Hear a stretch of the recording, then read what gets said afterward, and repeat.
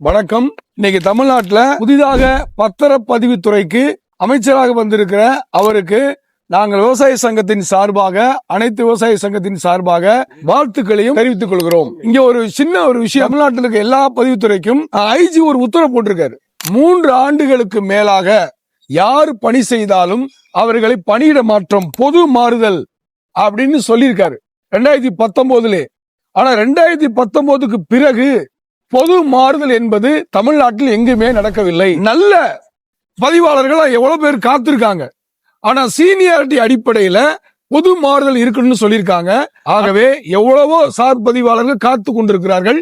இப்ப புதிதாக வந்திருக்கிற ஆட்சி அமைத்திருக்கிற முதல்வர் அவர்களுக்கும், பத்திரத்துறை அமைச்சர் அவர்களுக்கும், ஐஜி அவர்களுக்கும் ஒரு வேண்டுகோள்.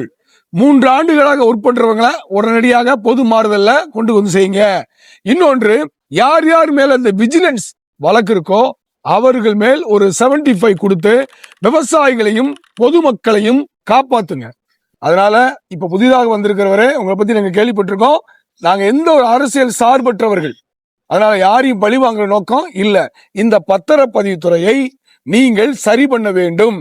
அப்பொழுதுதான் இங்கே விவசாயிகளும் பொதுமக்களும் தமிழ்நாட்டிலே நல்லா இருக்க முடியும். ஒரு விஷயம், இந்த டிசிஎஸ் இருந்து ஒர்க் பண்றாங்க ரொம்ப பேர் இருக்காங்க தமிழ்நாடு முழுசும். ஆனா அவர்களுக்கு மாறுதலே இல்ல. நீங்க விஜிலன்ஸ்ல பாத்தீங்கன்னா சிடி ஒர்க் பண்றவங்க இவங்க தான் ரொம்ப லஞ்சம் வாங்கி கொடுக்குறாங்கன்னு பேச்சு அடிபடுது. விஜிலன்ஸ் காப்பிலே இருக்கு.